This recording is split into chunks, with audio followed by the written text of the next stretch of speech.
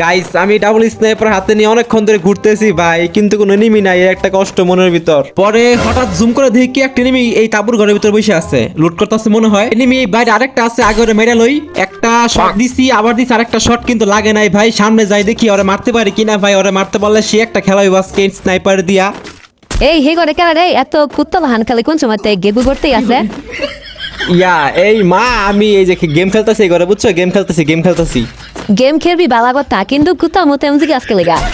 Guys বুঝছো, আর সিগলান যাবো না, আস্তে আস্তে এবার কথা কই।